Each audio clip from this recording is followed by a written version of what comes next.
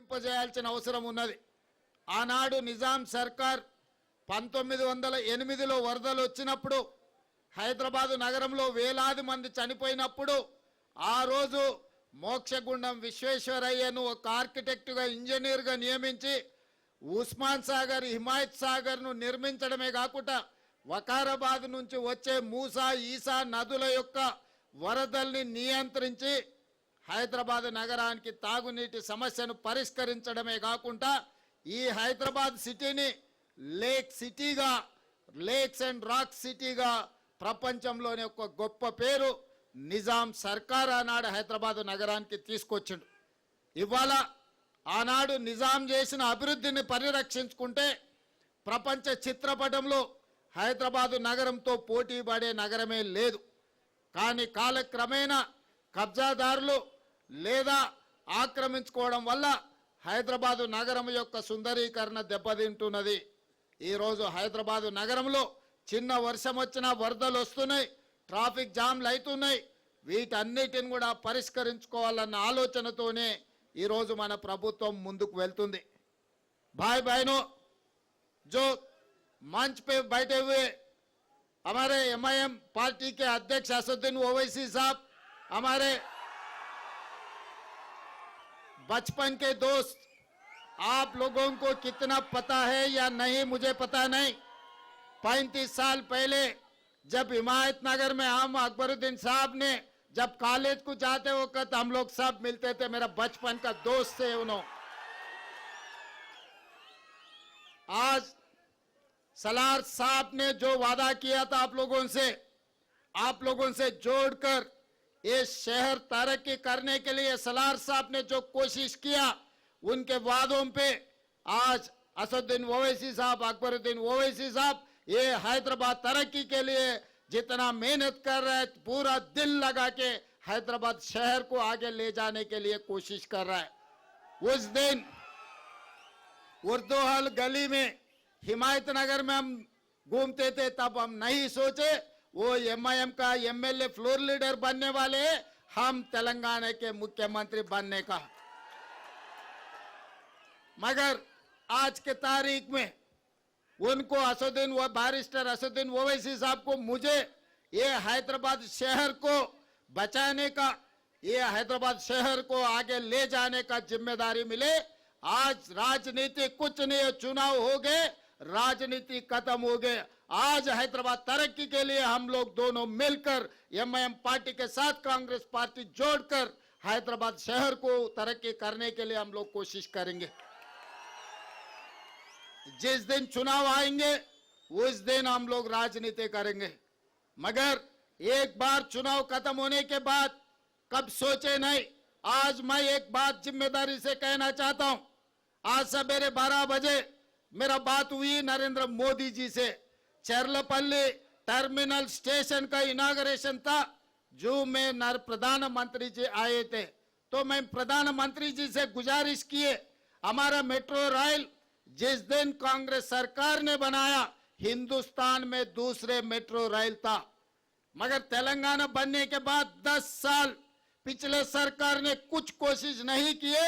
आज 9th place में हम लोग आ गए। छोटे छोटे शहर भी हैदराबाद मेट्रो से भी बड़ा हो गए। मैं वो बात याद दिलाया मोदी जी को। मोदी जी, आप प्रधानमंत्री बनकर 11 साल हो गए, मगर हमारे हैदराबाद में 1 किलोमीटर का भी मेट्रो रेल नहीं बनाया।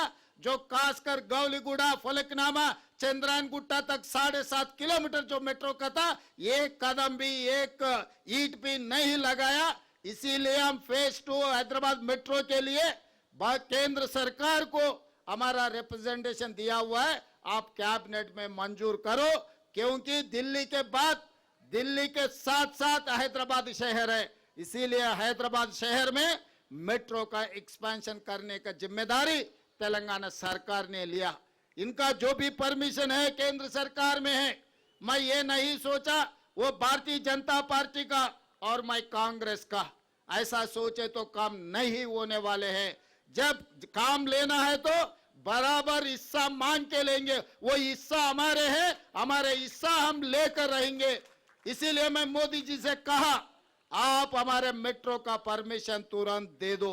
उसके अलावा मैं मोदी जी से पूछा, हमारे मूसी का भी आपके ने पेंडिंग है। आउटर रिंग रोड के साथ साथ आज हम लोग रीजनल रिंग रोड बना रहे, 370 किलोमीटर का रीजनल रिंग रोड हम बना रहे। वो रीजनल रिंग रोड आए तो तेलंगाना में इतना इन्वेस्टमेंट्स आ जाएंगे, तेलंगाना एकदम तरक्की आगे जाने वाले। जैसा दिल्ली, गुड़गांव, हरियाणा है, वो दो मिलाए तो हैदराबाद शहर के सामने, तेलंगाना के सामने छोटे हो जाएंगे। इसीलिए आज ये जो तेलंगाना युवता को जो बेरोजगार है, जिसको नौकरी नहीं है, सबको नौकरी मिलना है, सब तरक्की करना है तो रीजनल रिंग रोड भी बनाना है। रीजनल रिंग रोड के साथ रीजनल रिंग रेल भी हम मांगा था नरेंद्र मोदी जी से। इनके साथ साथ वकाराबाद, कड़ंगल और कृष्णा रेलवे लाइन भी हम मांगे थे कि क्योंकि आज मेट्रो आज रेलवे का जो इनाग्रेशन हुआ, चरलापल्ली के बहुत सालों से वो पेंडिंग पड़ा हुआ था। मैं जब एमपी था तब भी पार्लियामेंट में मैं आवाज उठाए तो काम नहीं हो रहा था। मैं मुख्यमंत्री बनने के बाद उसका जो जो जरूरत है, लैंड एक्विजिशन का काम था, सब कुछ क्लियर कर दे के आज चरलापल्ली रेलवे स्टेशन एक बड़ा रेलवे स्टेशन हम बना लिए। तो इसीलिए अगर हैदराबाद और तेलंगाना राज्य का तरक्की के लिए मोदी जी से लड़ना है तो मोदी जी से लड़ूंगा। असदुद्दीन ओवैसी साहब से मिलना है तो असदुद्दीन ओवैसी साहब से मिलकर हैदराबाद शहर को तरक्की करने में मैं कोशिश करूंगा। और अभी मेरे सामने बहुत सारे बड़े साहब, छोटे साहब दोनों ने एक बड़ा चिट्ठी बनाए। ये बड़ा चिट्ठी याद रखना मुश्किल है क्योंकि मैं पंडित नहीं है। हमारा पंडित जी आ गए, हमारा पंडित जी पूरा लिख लिए। आज मैं ये बात साफ कहना चाहता हूँ, जब अय्या मियाँ हो गए, एक हो गए, तो हम क्या बोलने का है। अय्या मियाँ तो बोल दिया, अय्या तो लिख लिए। अय्या का मतलब पंडित है, आपको तो पता है ना। तो इसीलिए असद साहब ने बोल दिए, श्रीधर बाबू जी ने लिख लिए। जो भी हैदराबाद शहर के लिए जो पूरा चिट्ठी बनाया, आने वाले दिनों में, कुछ दिनों में 11 या 12 तारीख पूरा एमआईएम एमएलए एमपीज को सबको सेक्रेटेरिएट में मैं बुलाऊंगा, सब ऑफिसरों को बुलाऊंगा।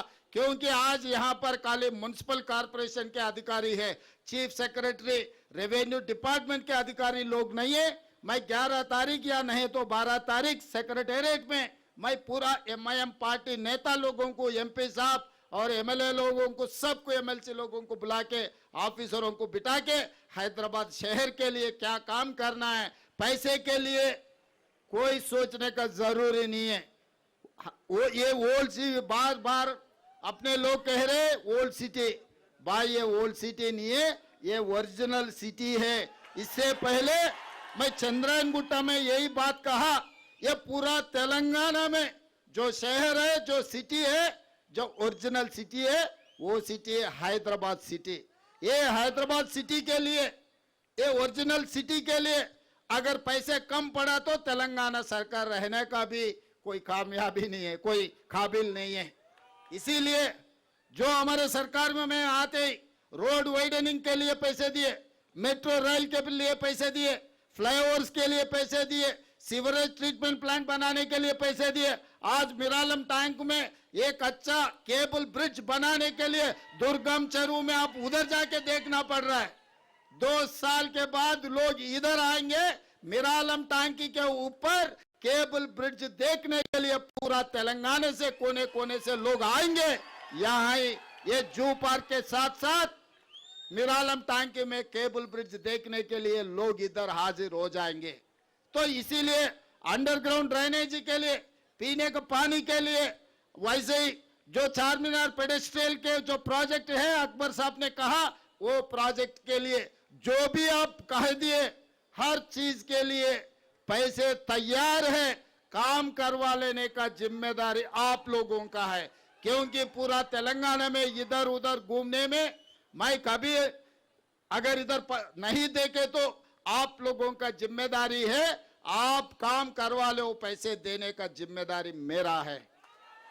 क्योंकि ये हैदराबाद शहर से मेरा ज्यादा प्यार है, मेरा गांव यहीं से चंद्रायन गुट्टा बारका से निकले तो मेरा गांव आएंगे। बचपन से मैं इधर ही से आ रहा हूं, जा रहा हूं।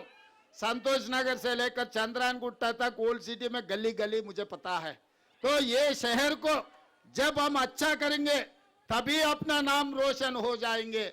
बाहर गए तो आप कुछ भी बोलो, कोई पहचानते नहीं, मगर हैदराबाद से आया बोले तो सब कुछ पहचानते। अपने पहचान हैदराबाद है। जब अपने पहचान के लिए पैसे कम पड़ा तो ये सरकार ठीक से काम नहीं किया जैसा हो जाएंगे। इसीलिए इसमें जो भी जरूरत है हम इंटरनेशनल कंसल्टेंट को अपॉइंट किए इस पूरे कानून के लिए। कंसल्टेंट के साथ साथ अपने एमआईएम एमएलएज और नेता लोगों को बिठाऊंगा हैदराबाद के लिए। एजुकेशनल इंस्टीट्यूट्स, वो आईटीआई हो, अकबर असद साहब ने कह रहा था साहब हमारे लिए एक इंजीनियरिंग कॉलेज, बस जरूर जब जरूरत पड़े तो मैं एजुकेशनल डिपार्टमेंट को बोलूंगा, टेक्निकल एजुकेशन डिपार्टमेंट को जरूर हम इंजीनियरिंग कॉलेज देने के लिए कोशिश करेंगे। और आगे जूनियर कॉलेज, डिग्री कॉलेज के बारे में चंद्रायन गुट्टा में शुरू करने के लिए अकबर साहब ने कहा हम एजुकेशनल इंस्टीट्यूट में इंस्टीट्यूट से देने के लिए हम पीछे हटने वाले नहीं है। जो जो जरूरत है जरूर वो काम हम लोग करेंगे।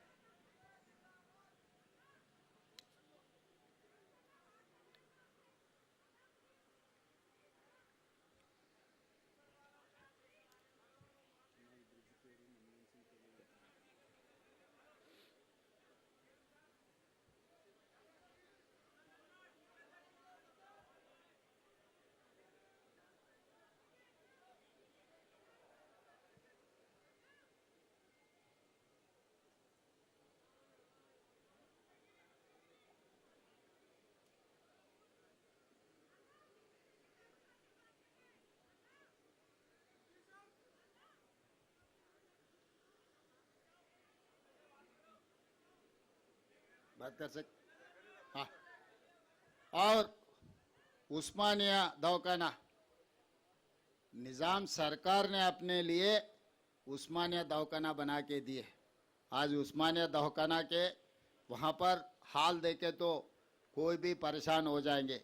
इसीलिए असदुद्दीन ओवैसी साहब ने जो कहा आने वाले एक हफ्ता में जो गोशामहल स्टेडियम में जो है उस्मानिया अस्पताल का हम लोग फाउंडेशन स्टोन डालेंगे, तुरंत उस्मानिया हॉस्पिटल बनाने का जिम्मेदारी भी तेलंगाना सरकार ने उठाएंगे।